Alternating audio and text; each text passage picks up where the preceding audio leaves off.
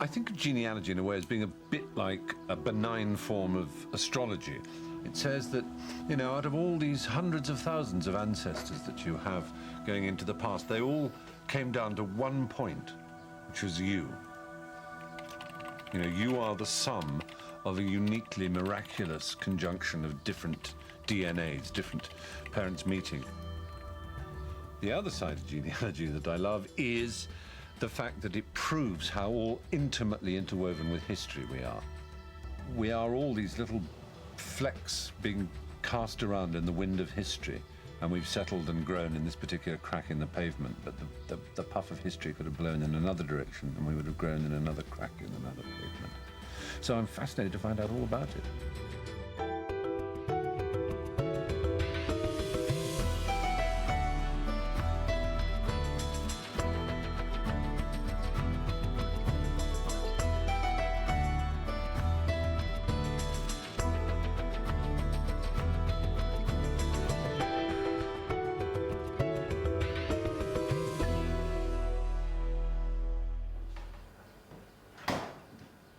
People think of me as being incredibly English, more English than anybody else they know. Quintessential is a word that is often used. People think I will have ancestors that are made largely of tweed or something, but it's not like that. Came from a very, noisy, bustling Jewish European family, in which I remember the accents and the talking about food and all kinds of very other un-English things.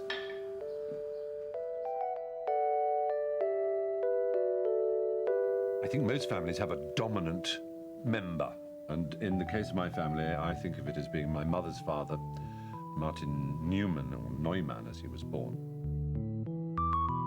Stephen Fry was 11 when Martin died, but remembers spending lazy school holidays with him and being captivated by his joy of life. Everything was fantastic and wonderful and marvelous and brilliant, you know, with this Hungarian accent. It was a kind of zest. And there were no other boys' parents at school didn't talk like that. They were, yes, quite right. Yes, very nice drive. We had, not bad, bit of a snarl near Newark, I think it was. So we went into the Swan Revived and had a coffee, and the traffic had sort of calmed down by then, you know. That is how parents talked.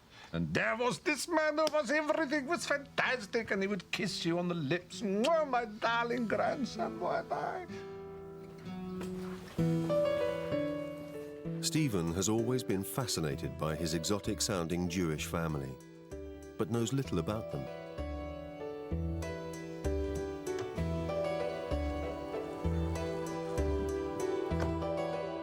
He's going to visit his parents, Alan and Marianne, to find out more about his grandfather, Martin. Of course, I want to discover that, in fact, I'm descended from Heinrich Heine, the Jewish German poet, and that, I have a blood that is as intellectually and aristocratically refined as it's possible to be. But I'm almost certain, of course, to find out, as all human beings will in the end, if you go back far enough, that I'm just another ruddy peasant.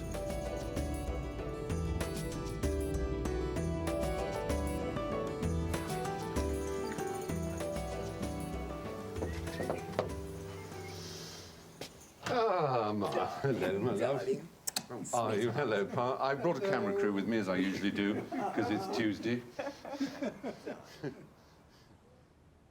How old would you say Martin was in that photograph? I should think about 1920. My mother used to rave about how handsome he was. And yet he looked like me, which is odd. Oh, you no, can't, he and I don't look amazingly like you. No, he used to say it. He used to tweak my nose Yes, he and did. say, "You've got my nose." Yes. You said, no, it's mine. Yes, exactly.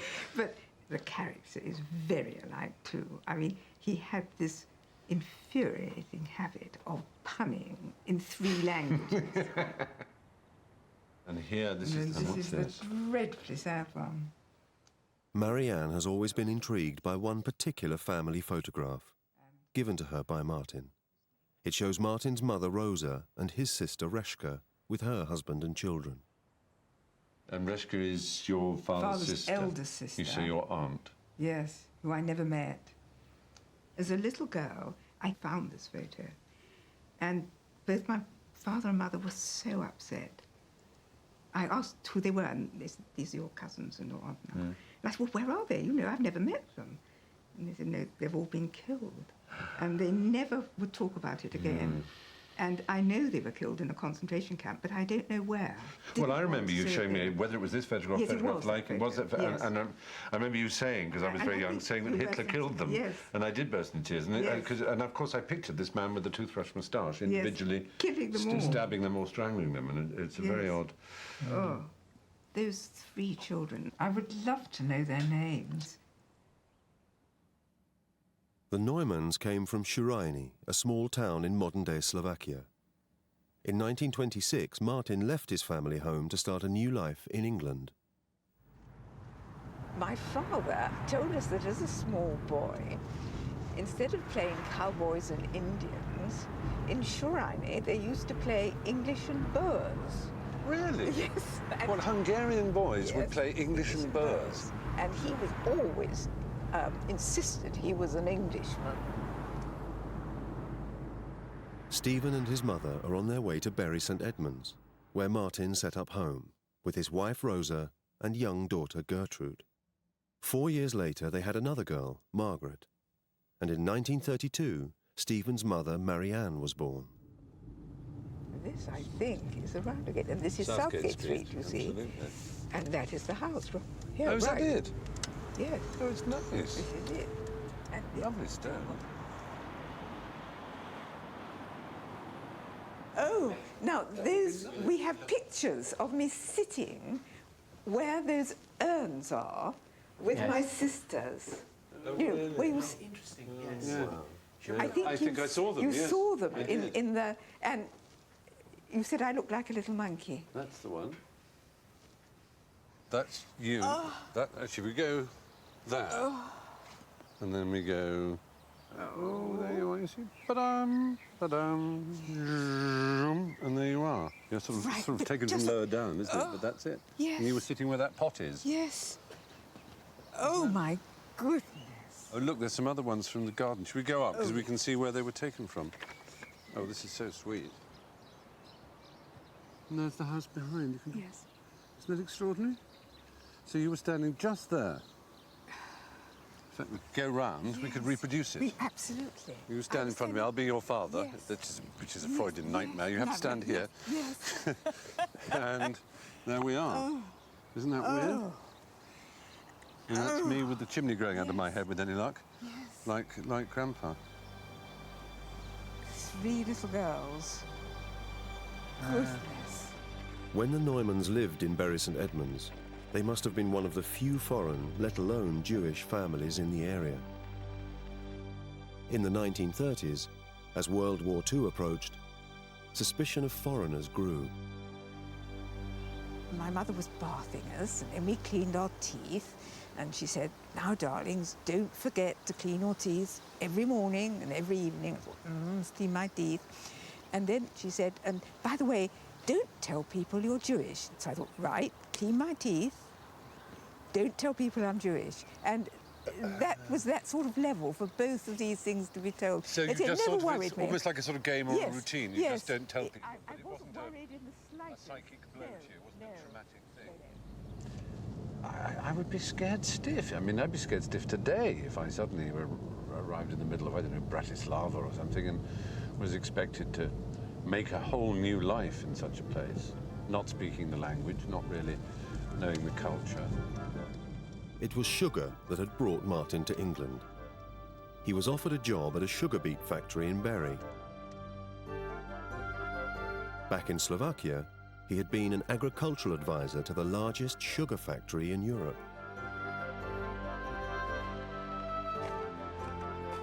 In the 1920s, there was a campaign in Britain to promote homegrown sugar beet. The area around Bury St Edmunds provided perfect growing conditions. So when a new factory was built in 1925, Martin and his colleague, Dr. Robert Yorish, were invited to help set it up.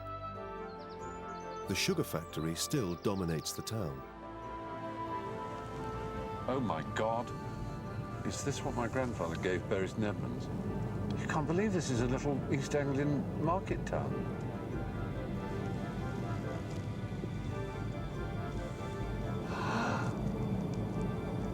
beets for sugar. Local farmer Robert Long has been growing sugar beet for over 60 years. Well, it's very good of you to see me, as I say, because I owe my existence to sugar beet, and I gather you are the Alan Sugar of sugar, if that makes sense. I wouldn't say that. But you are the you're the man to come to when. Exactly. I wouldn't say that. You've been growing sugar beet for how long? All my life. All your life. My father was the instigator here at Bury. Right. At the factory. Well, my grandfather, you know, he was called Martin Newman. I knew him. You knew him? Oh yes. Oh, I didn't know that. How exciting. Yeah. So. And I went to school with his two daughters. What? My mother being one of them. Gertrude was one. And Margaret was the other. Those were my mother's two elder sisters. Were they really? How extraordinary. Yeah. He was offered a job, and they invited him and Robert Yorish. Did you know Yes, him too? I knew Dr. Yorish. And they came here and built this beautiful, beautiful factory. It's an ugly spot of the whole town. It is a bit ugly, isn't it? Let's be honest. You don't expect a rural product to produce such an industrial site. It looks like it could be in Stockton-on-Tees or something. Yeah, exactly right. Yeah. Did he cut a sort of comic figure as this Hungarian accented man in the middle of East Anglia? Must have been quite rare sight. It was a rare sight. Yeah, but he was He was a liked? charming man. Yeah. He was very liked, and he did an awful lot to the industry in this country. Must have been about the only people from that part of the world here in Bury. Exactly. Yeah. It was wonderful. I'm so glad you were so nice to them. Wow. Here we go. Now there... Oh, there he is. Yeah. In +4s. Yeah. That's so typical. Look at Even him. I can remember that. That's hilarious. He Yeah. looks so splendid.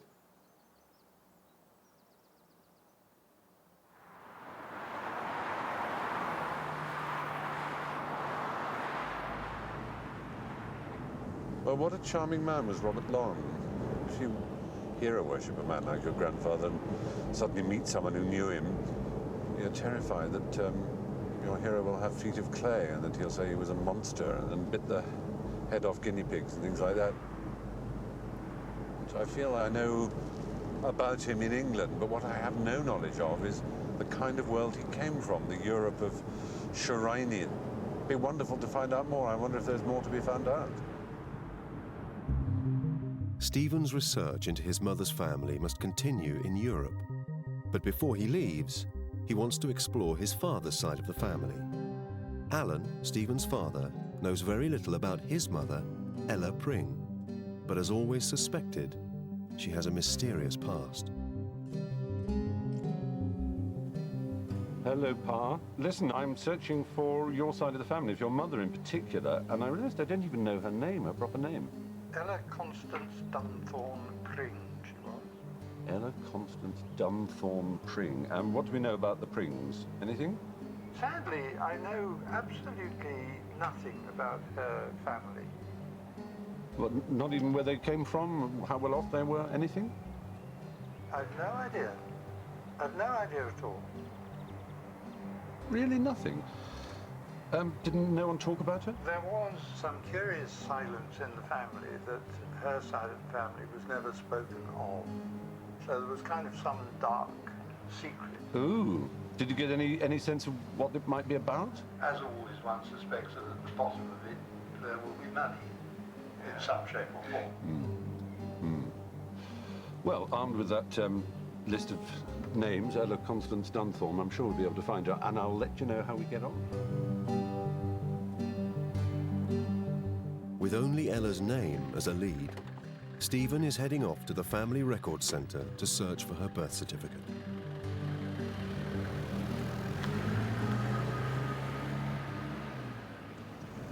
I find that getting around London is a bit of a ball by almost any other means than a good old-fashioned London cab, and I've been driving one of these now for about, I don't know, 15 years, I should say. On one occasion, I was stopped at traffic lights and a man said, Pimlico and drive like hell. And I was going more or less in that direction, so I said, all right. I said, hello. Oh, my God, it's you. All right, where's the camera? Where's the camera? As if I would go around London in a taxi with a camera. What? Hello.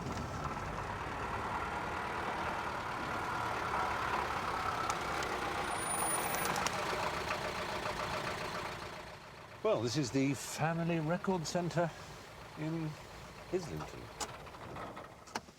See what we can find out about young Ella Pring. From Ella's birth certificate, Stephen finds some clues to her background. Name and surname of father, Albert James Pring. Occupation of father, master hairdresser. I don't believe it. Well, there you go. Maybe that's why the Frys disapproved of her, because she was the daughter of a hairdresser. We're going to have to find out more about this. It should be in the 1901 census, which we can look up if there is a wireless hotspot handy. Let's have a look. No network. Well, we better move and find one.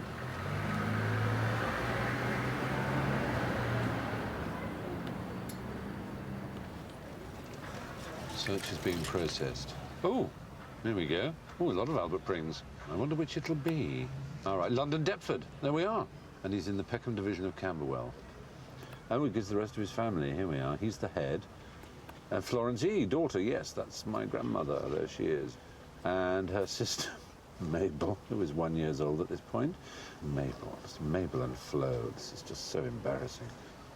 Let's face it, I've always said I was extremely working class. It's me. There we are. Yeah, my name's here. He was a hairdresser down the old Kent Road. Yeah, he was hard. He was well hard. And he had two daughters, Flo, Mabel. I can't believe it. This is just wonderful. I love it.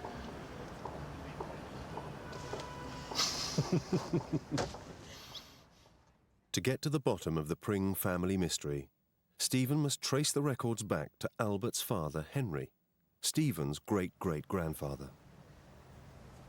There we go. Oh, Henry Pring, Lewisham, Kent. That seems likely. Oh, my God. Oh, how extraordinary. Look what it says. Pauper inmate. Oh, my God. He's a pauper inmate of the Lewisham Union Workhouse in the High Street. How fantastic. How Dickensian. Well, we have come a long way, we Frys. Whew, that's fantastic. In 100 years. In 100 years, because 100 years after my great-great-grandfather was an inmate in a paupers, I was leaving Cambridge for a life of media shallowness. Well, well, well.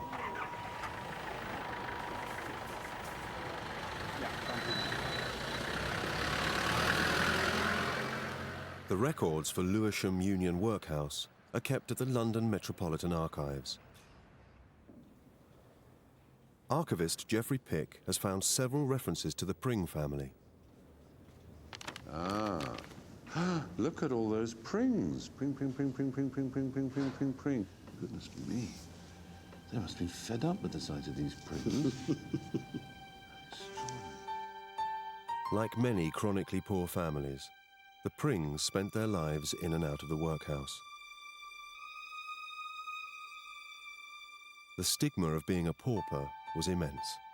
Workhouses were paid for by unpopular taxes, and inmates had to work for their keep.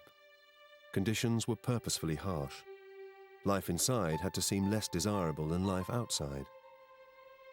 While paupers were free to leave at any time, many became institutionalized. Families were split up. Children often separated from their parents.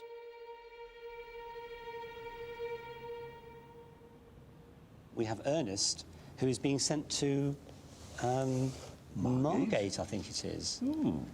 Why would he be being sent to Margate, we wonder? Sea air? Who knows? And it's Alfred. We don't know if this Alfred is just he's probably called Al, and it may be Albert. That's possible. It could be my great-grandfather, Albert the hairdresser. And he's taken to Margate as well. Yes. Perhaps they were doing a season at the Winter Palace. Perhaps that's where my showbiz comes from. No, well, how extraordinary. The amazing Prings. It's possible. The performing Prings. Stephen's great-grandfather, Albert, had a brother, Ernest.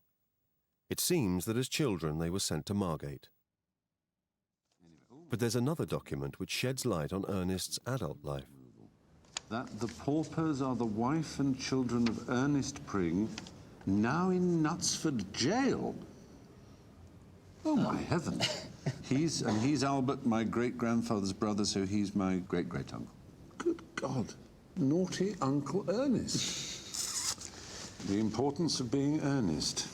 Well, well, well, that is exciting. So we've got a jailbird as well as a pauper. Well, I'm beginning to wonder how much further down the social scale my family's going to tumble. The Prings, really, I mean, in and out of the workhouse, like jackrabbits, extraordinary. I mean, all of them, the children off to Margate for some strange reason, then back to the workhouse. And now I discover that there was Ernest, who was one of them, in Knutsford Jail. A family tradition I proudly keep up. I myself went to jail as a 17, 18-year-old for an embarrassment with credit cards.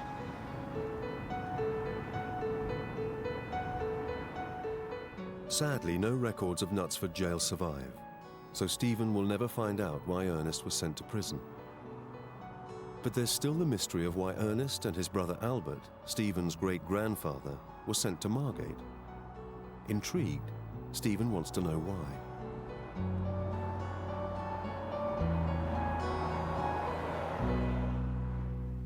Perhaps a clue might be found in Albert's death certificate.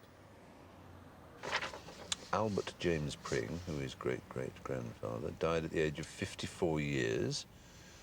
And by this time, he was still a master hairdresser. And he died of tuberculosis at the age of 54 in the year 1923. My goodness me. Once contracted, tuberculosis can lie dormant in the system for years. Well, if I'm to believe the signage, this is the Margate Museum. You must be Bob. Pleased to meet you, Stephen. Lots of views of Margate. Margate Museum has exhibits relating to the 19th century treatment of the disease. Some estimate that in Victorian England, almost a third of the population died of TB. It usually attacks the lungs, but can affect any part of the body. Oh, my lord, what is going on here? Hip traction in double abduction frame with groin strap? Have they gone mad? What kind of museum is this? Well, I'm sorry, they're just putting ideas into the head of the people of Margate. This can't be right. Plaster hip spiker. Oh, for the treatment of tuberculosis of the hip joint. Oh, my God. Oh, don't tell me that my poor great-grandfather went round looking like that. Oh, my God. The purpose of the dolls was to illustrate some of the methods of treatment of bone and joint tuberculosis used at that time. Oh, dear me, that's very macabre indeed. Very macabre. Ooh. That was a shock.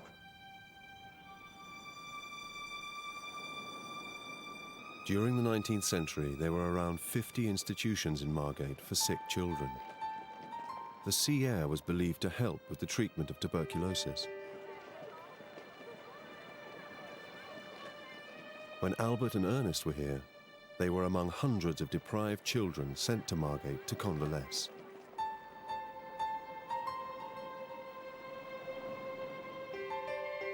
By understanding the desperate lives of Ella's family, Stephen has gone a long way to solve the mystery of her secrecy.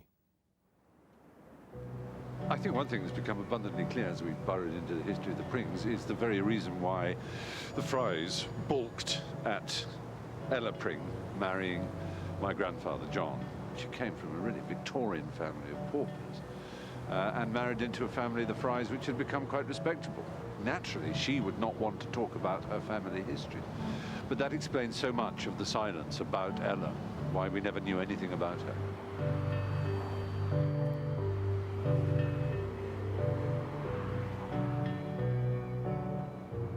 Part of me yearns to go to my great-grandfather, Henry Pring, when he's there in the workhouse, and say to him, it's all right.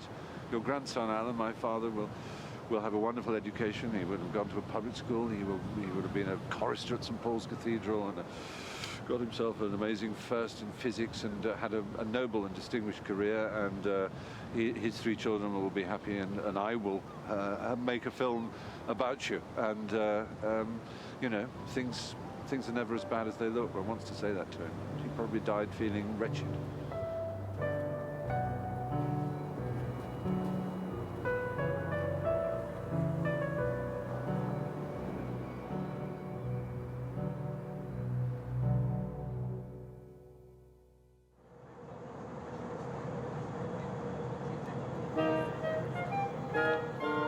Stephen is back on the trail of his maternal grandfather, Martin Neumann. This photograph is one of the few clues to his early life and shows Martin as a soldier in Vienna.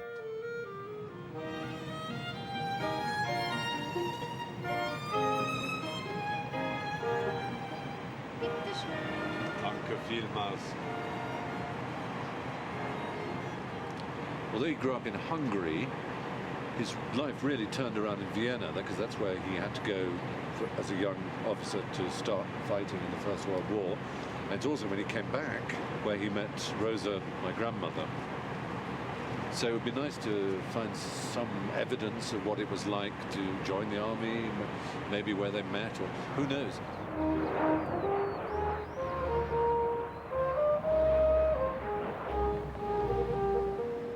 At the turn of the 20th century, Vienna was the imperial capital of the vast Austro-Hungarian Empire. The empire stretched across Central Europe, from the Balkans in the south to Poland in the north. When the First World War broke out in 1914, Martin was only 17.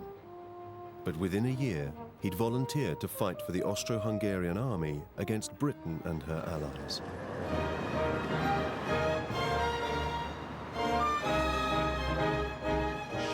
Hier und der Sperltote, fantastisch. Soll gut schmecken. Danke vielmals. Oh, look at that. Stephen has obtained a copy of Martin's military records from the Vienna War Archives. Now, I'd always fondly imagined that he'd joined as an officer, but that's not true at all. It seems that he became an officer. He started right down as a private, and then a Gefreiter, which is like a corporal, I think. Oh, look, this is exciting. Oh, this is wonderful. Belohnungsantrag. Application for a medal. This is on the 23rd and 24th of September 1916, under heaviest artillery fire, but he supported his advancing troops. So he was brave. Martin won his medal fighting on the Eastern Front, in the battle for Romania against Britain's ally, Russia. It was a bitter fight. Morale in the Austro-Hungarian army was low. Food and clothing scarce. Frostbite and even death by starvation were commonplace. Martin was lucky to survive. Millions died fighting on the Eastern Front.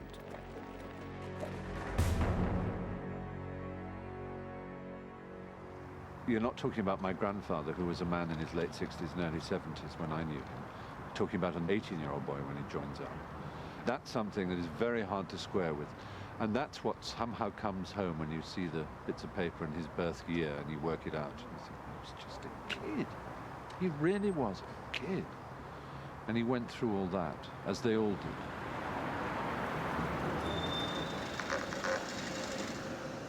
For all its horror, the First World War did bring Martin some rewards. As a young officer from the provinces, he took the opportunity to visit some distant cousins in Vienna, the Browns.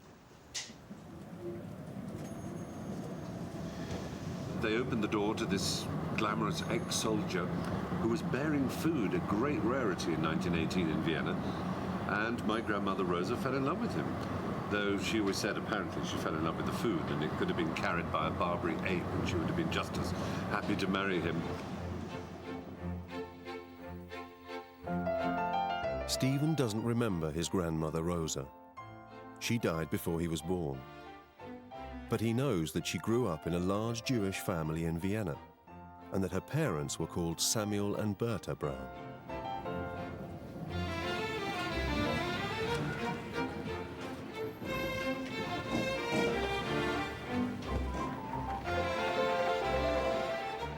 The Browns were part of a large Jewish community in Vienna.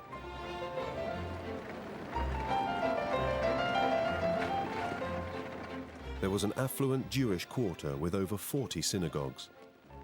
Jews participated in every aspect of the city's cultural, political, and economic life.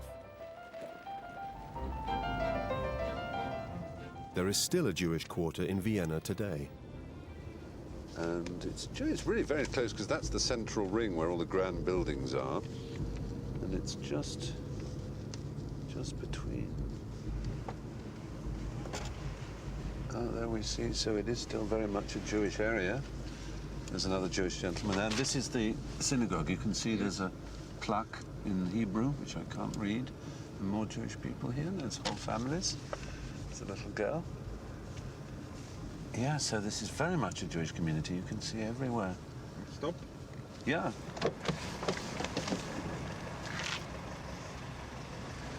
Scott.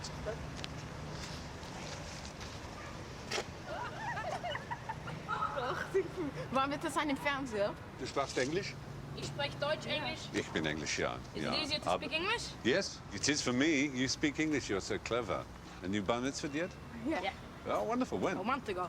Oh, mazel tov. Me about 8, 9 months ago. Oh, mazel tov to you also. Fantastic, fantastic. You speak amazing English. So, and you speak good English too. Thanks. Well, it's very nice to meet you both.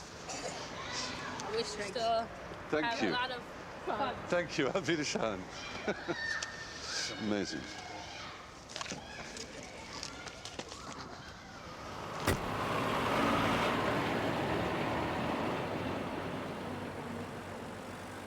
Records of past Viennese residents are kept in the city archives. Stephen has gone to track down the addresses of his great-grandparents, the Browns. So this is my great-grandparents. They're all their children, Julius and Rosa, who is my mother's mother, who was born in 1901. Moved to Rembrandtsgasse, number 33. Now this is a change of address. Oh, but this is much later. This is 1942. This is during the war. This is during the Nazi occupation. But then it says here that they were moved to Riga. So presumably this is because they were Jews. This is 2 pieces of paper that's just like the history of Jews in Vienna. They're having a perfectly normal life. And then suddenly in 1942, they just moved out of the country.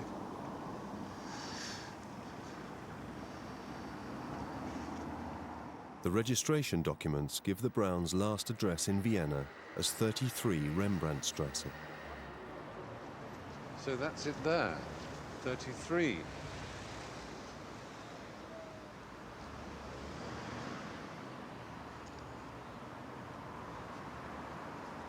Well, it's not so bad. It's quite smart brickwork. Where were they? First floor, door number 6. Oh. They had famous people living in it.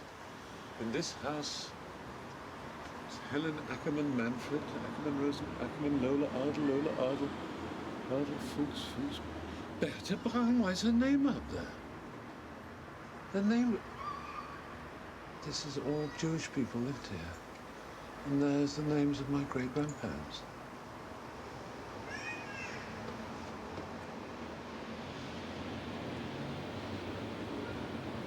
So everyone who lived in this house was taken. Bertha and Samuel. I didn't know there was a plaque to them. My mother will be very touched.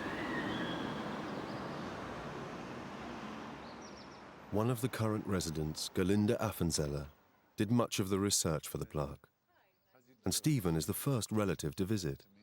I was just astonished to see this. Your great-grandmother? They're my great-grandmother and my great-grandfather, yes. Yeah. And their daughter Rosa married my grandfather. It says here that they were moved in, I think, 1942 to Riga. Is this common? Is this what happened to... Yes, Riga was the place where they went, yeah? Yes, I think so. It's a very kind thing to do. It's very wonderful. Anyway, I wanted to thank you on behalf of my family for being so kind as to keep their names forever. There is a story behind the name. Yeah, every name is a story, yes. Fantastic. Thank you very much. Thank you. I'm sorry, I can say no more. Thank you. Oh dear, I'm sorry. I'm so sorry.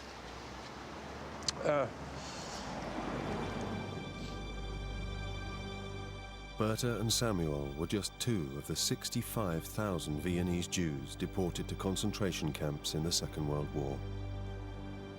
They're commemorated in a memorial nearby.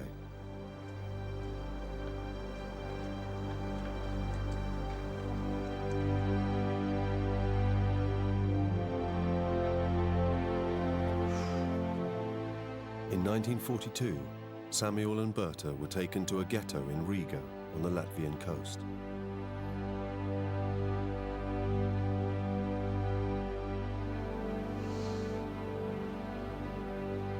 Only a small number of those sent to Riga survived. The rest were murdered. Stephen's great-grandparents, Samuel and Berta, amongst them.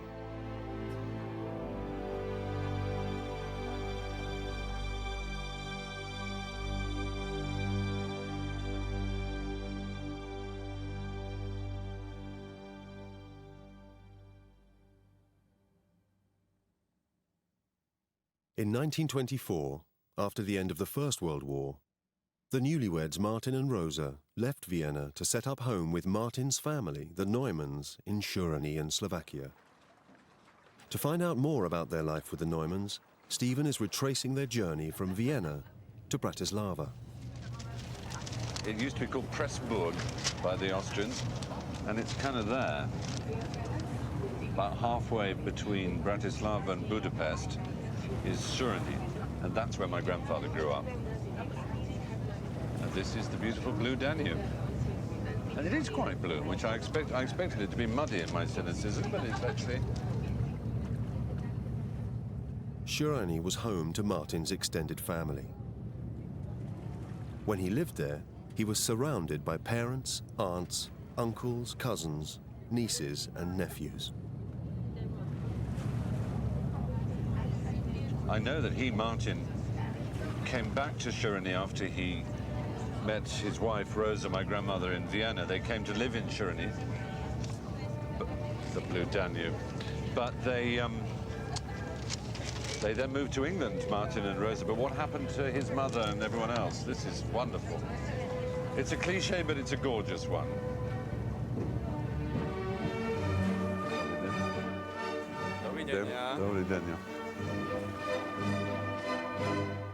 In Bratislava, Stephen is being met by Vladimir, a local genealogist who will take him on to Šurany. Vladimir? Dobry den, dobry den. You said you wore a beret and you're wearing a beret. Welcome in the country of your grandparents. It's a great pleasure to be here. Thank you, Vladimir. The area where we're going, was there a large Jewish community there? Yes. 1870, there were about 265 homes in Šurany and about 85 Jewish families living there. Oh, that's quite a high proportion, yeah. And is there now a very small Jewish community, or is there any Jewish community at all in there is one person who survived the Holocaust, still living there. Really?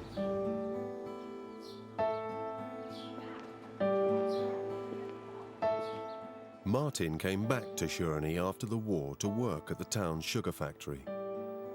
This is the place he would leave for Bury St Edmunds. The sugar factory in Šurany was the town's lifeblood. Most of the population worked there and lived in surrounding factory accommodation. Though the factory closed down about 5 years ago, its derelict buildings still dominate the town.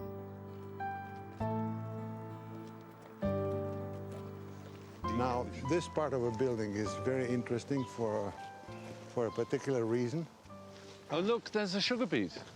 That's the sign. There it is. That's the sign of the company. It's not the most romantic, glamorous, or attractive creature of plants. No, exactly, but it is a genuine sugar beet. Oh, what have you got? Now look at that. Oh my God! This is your grandfather. No. Oh. Sitting approximately there. That's right. Look, this was connected over there. Yes, I've got you. And the window is the same? Yes, yes, yes. And that's him. And he had hair. He lost his hair. Oh, my This was taken in goodness. 1926. Oh, gosh, he looks like a bit like the young Albert Einstein, actually.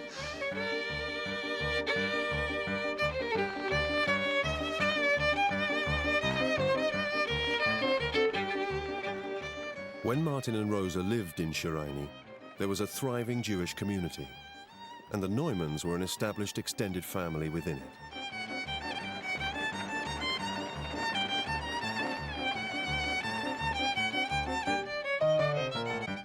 At its head was Leopold, Stephen's great-grandfather. Leopold also worked in the sugar factory as a guard.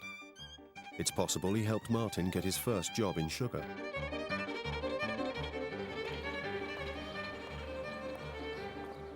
Like most of the town's inhabitants, Martin and Leopold lived in factory accommodation. But as a manager, Martin lived in one of the grander houses. There was even a swimming pool. So this is the, what they used to call the mansion house, which is where my grandfather lived.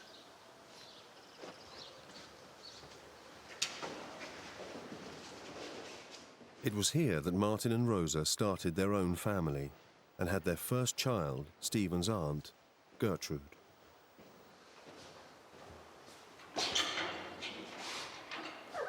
Hello, pussycat. It's what they call living above the shop, almost, isn't it? Living across from the shop.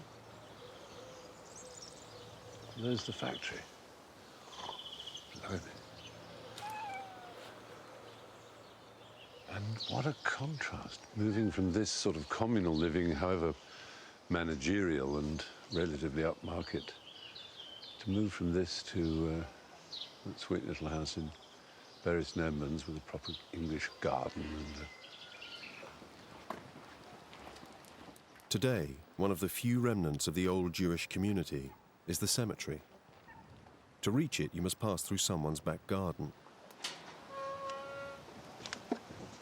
oh my God. Thank you. In the last 10 years, a concrete wall has been erected to protect the Jewish graves from desecration and robbery. My heavens. Stephen has been told that his great-grandfather Leopold is buried somewhere here. It's very depressing. There's no other word. This is simply depressing. There's no good really to think of it.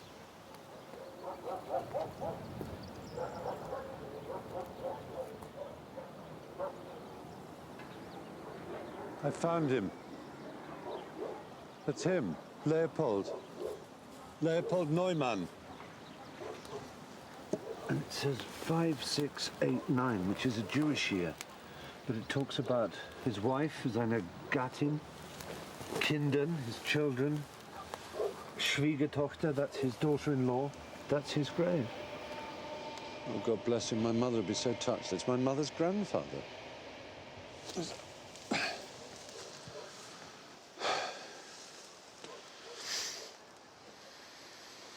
So there you go, great-granddaddy.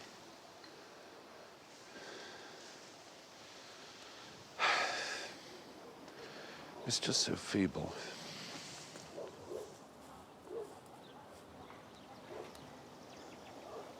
It's another world. It's an absolute other world. So close and yet absolutely miles away. My God, am I lucky. I cannot imagine who I would be if I lived the kind of life that would end up here. I just can't imagine.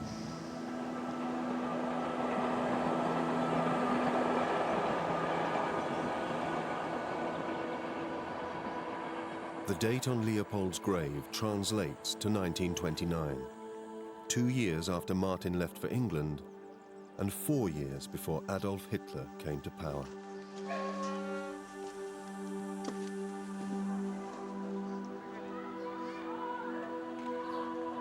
Before the Second World War, there were almost 1,000 Jews living in Shiraini. Today there is only one. His name is Jan Stark. Fantastic. sprechen auch Deutsch. Ach, ja, Deutsch. Deutsch kann ich nicht. Tschechoslowak kann ich nicht sprechen. Und Sie sprechen kein Englisch? Ja, nicht wahr? Leider, ich habe es schon vergessen. Ja, Mein Großvater war der Direktor der Schreiner Zuckerfabrik. Und sein Sohn, Dr. Ingenieur Robert Jorisch. Robert Jorisch war ein Freund von meinem Großvater. Das weiß ich ja doch. Das weiß ich ja dort. Mein Onkel, der Dr. Ingenieur Robert Jorisch, war der Direktor Boris Edmund Sugar Factory. Ja. Robert Jorisch was Martin Neumann's friend who moved with him to Bury St Edmunds in 1926. Martin and Robert left well before the Nazis seized power. Jan Stark was not so lucky. Deine Geschichte ist sehr traurig, sehr schrecklich. Meine Geschichte ist sehr traurig, weil ich alleine blieb. Yeah. Like Jews all over Europe, Jan was selected for deportation to a concentration camp. In Surani, there was no resistance to the Nazi policy of anti-Semitism.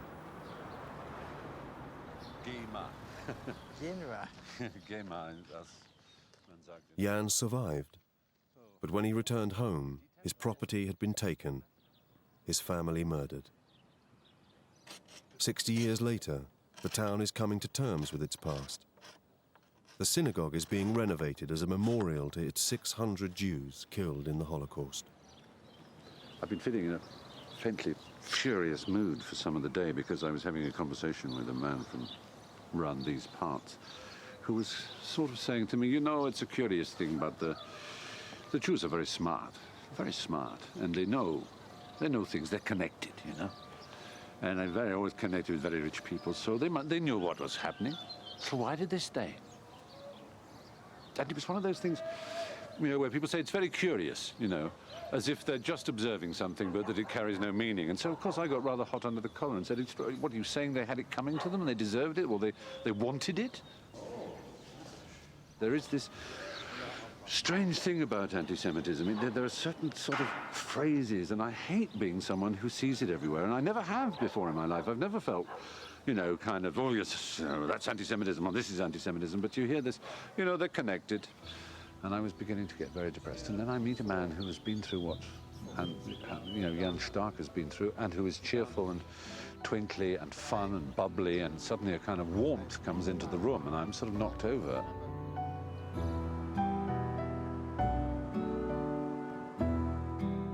Stephen has one last task to carry out in Surani. He wants to solve the puzzle of the photograph. He can identify Martin's sister, Reshka, and his mother, Rosa. But he wants to find out the names of Reshka's husband and children, and what happened to them. One suspects the worst family story, as far as I can tell from my mother, is that she believes the 3 children in the picture perished in the camps and were killed. Stephen has asked Vladimir to find his great-aunt Reshka's marriage certificate. From this, he should be able to put a name to her husband and a surname to the children. A marriage certificate of Tobias and Neumann, of course. Tobias Lamb. Right. Oh, wow, well done. This is fantastic. Tobias Lamb. So the children would have been called Lamb. Right, right. So there they are, the lambs, the little lambs. Oh, God, I hope it's not little lambs to the slaughter. Now that Stephen knows the family's surname was Lamb, he can search for the children's births in the Regional Records Office. Oh, 1932. Oh, I'm ahead of ourselves. I found a lamb. Lydia Lamb. February 1929. Yes, daughter of Tobias Lamb and Regina Neumann. That's her. The Lambs are not the only members of Stephen's family who are recorded in the ledger. Oh, my God. That's my aunt, Gertrude Neumann. 1926. That's her. That's my mother's sister. And on the same page, there's a lamb. So her cousin, born on Christmas Eve, 1925. And that's Pau, is it? Is that the boy? Is that Pau? Is that like Paul?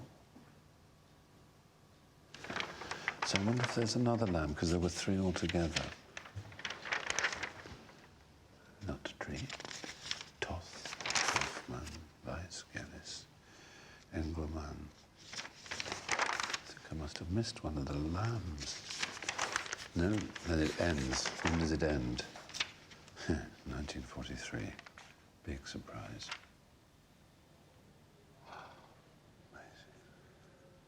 There they are, a Jewish collection of people in the late 20s, getting on with their lives.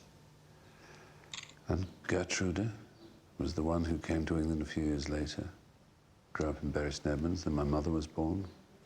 Another sister was born between, Margaret, also in England. And they were just removed out of this community. But the lambs stayed. Something tells me that was a terrible thing to have done.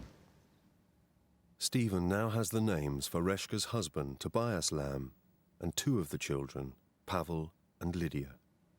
But what happened to them?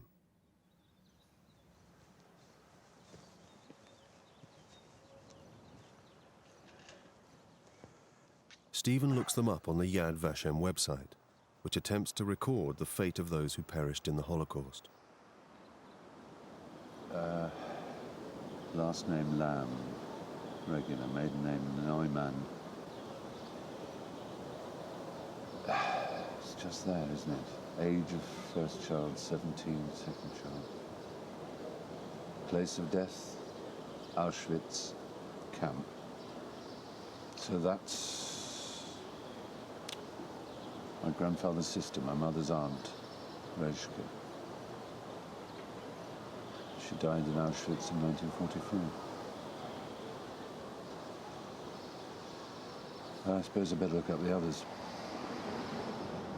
Name of the first child is Aliza, A-L-I-Z-A, so that's the other girl. That's Aliza. Date of death, 44, Auschwitz camp. She was born in 1925, so she would have been 19 at Auschwitz.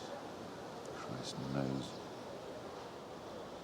Livia Lamb, placed during wartime, Suthof camp. And she was younger by 2 or 3 years, so she would have been 15 or 16. So what about Pavel, Paul? He was Neumann again, male, born in 22. He was in Pakani Kamano. No reference to him dying. So weird, they just disappeared. And then there's Tobias. Married to Regina. Name of first child, Elisa, Lydia. Auschwitz. Auschwitz again. So it's very clear that Tobias and Regina died at Auschwitz.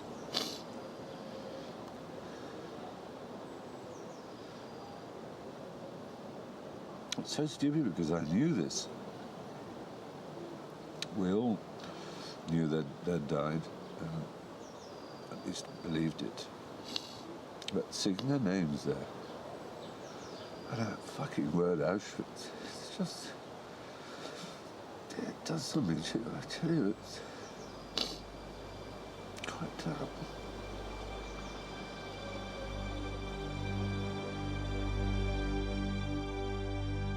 The Lamb family tree comes to an abrupt end with their murder in the Second World War. 60 years on, the Neumann family tree continues to grow, with the children of Stephen's brother and sister.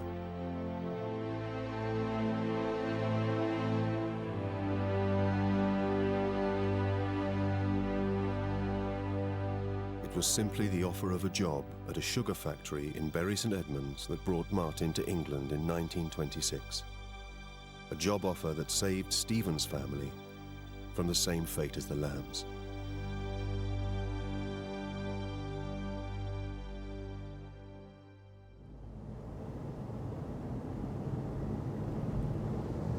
Our generation, you know, we don't know we're born, as the old saying goes. We've never had to work as hard as our ancestors. We've never had to suffer as deeply as our ancestors. We've never been treated like our ancestors. You know, we talk about how there's no respect anymore, but actually our lives in the most fundamental ways are more respected now as lives, and our, you know, existences are more respected than ever our ancestors were. So there's much to be proud and pleased with. You will be under there. Stephen's family have gathered at his parents' home to find out what he's discovered. Albert's profession was registered as a master hairdresser. And then went further downhill. Stop. The family know as little about the lives of their ancestors as Stephen did when he began his journey. And the Prings, as you see, here's the... and Mabel. 1900. He reveals the sad truth about the Lambs. And I found what we all dreaded, Yes. which is that they had Well, been killed it must have happened. in Auschwitz and in Stutthof. So presumably they were separated. They were, yeah. The children, Yeah. perhaps. Oh, it's done a bad thing, you know. Finally, he tells them about meeting Jan Stark.